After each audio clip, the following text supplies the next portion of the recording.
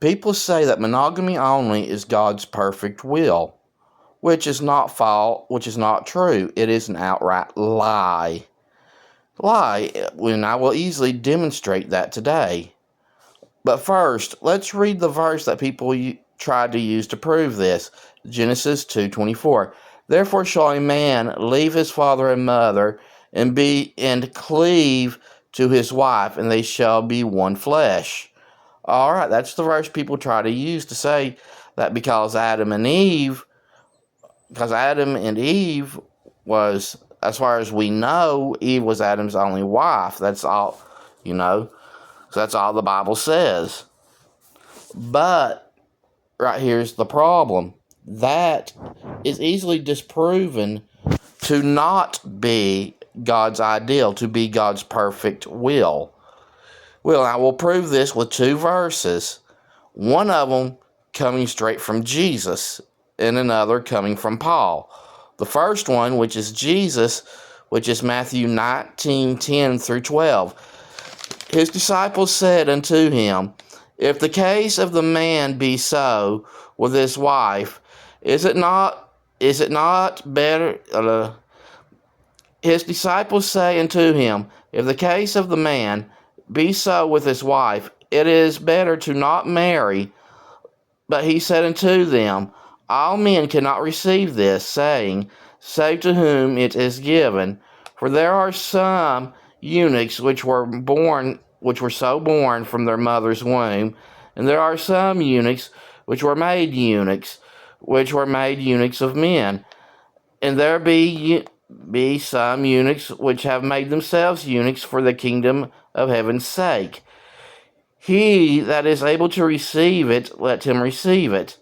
All right, now let's go see what Paul had to say about it in 1 Corinthians 7:1. Now concerning the things whereof ye wrote unto me, it is good for a man not to touch a woman. Okay, from these, what Jesus said and what Paul said, we can come to the conclusion that, in fact, monogamy only is not God's perfect will, but celibacy is God's perfect will. But since most people cannot be celibate, Paul later on goes down to write that it's better to marry than to burn in lust. And that's where most people fall, that they can't be celibate, or that's difficult for them. In their case, it's better to marry. But God's ideal is still to be celibate, not monogamous. So that monogamy only is not God's perfect will. As a matter of fact, if we use most people's logic on that verse say that is God's perfect will, that anything outside of that is sin, then celibacy would have to be sin. But they'll go, but those two verses say it's clearly not. Well, there are verses that clearly state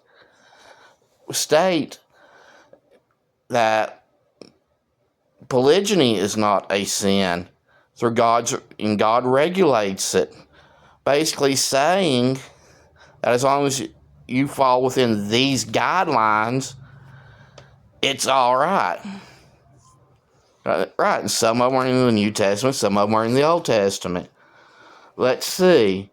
Deuteronomy 21:15-17. If a man have two wives, one beloved and another hated, and they have borne him children, both the beloved and the hated, then it shall be when he makes his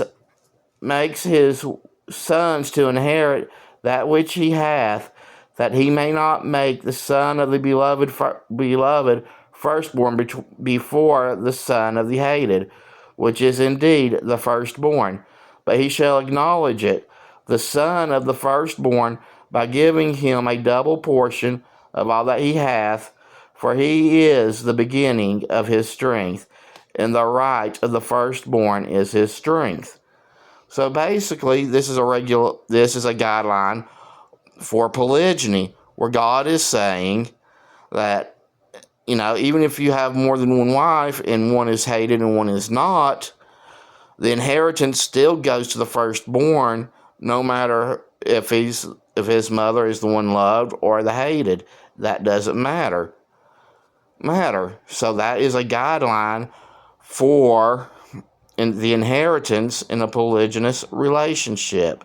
So as long as you don't break that, it's so far it's good to go. In Exodus 20:10, it says, if a man take him another wife, her food, raiment, and her duty of marriage shall he not diminish. All right, another guideline to polygyny, basically saying that if you take another wife, then the wives before her, you can't diminish her food, clothing, or sex. So as long as you're within that guideline, you're A-okay. Now let's see what some more of them are. Leviticus 18:18. Neither shalt thou take a wife to her sister to vex her, to uncover her nakedness beside the other in her lifetime. Okay, another guideline for polygyny, which is basically saying, you're married to this woman, but you cannot marry her sister to make her mad or to vex her. And you can't have sex with her, right beside the other sister or with the other sister at the same time. So as long as you don't break both of these guidelines, you're A-okay. Okay, now let's look at 1 Timothy 3:2. A bishop must be blameless, the husband of one wife, vigilant, sober, of good behavior, given to hospitality, and apt to teach. All right, this is not something that disproves polygyny. It is another guideline, shall I say. Let's just take this at face value without going into the Greek, which completely changes everything. First of all, this only applies to bishops. Let's get that out of the way. Well, it's saying that a bishop must be the husband of one wife. It doesn't say any other leadership in the church has to be the husband of one wife. It doesn't say a pastor, a preacher, an apostle, a prophet, or anything else has to be the husband of one wife. Only a bishop. And there's also a verse in the Bible that says a king shall not multiply wives unto himself. Okay, so first of all, that only applies to kings. So, you just take that at face value. It still only applies to kings. So all of these, which is probably just the bare basics of them, as long as you do not violate these guidelines and follow them, then having multiple wives is not wrong. No more wrong than just having one wife, because neither one of those in reality is God's perfect will. When we had previously demonstrated that both Jesus and Paul says that celibacy is God's perfect will.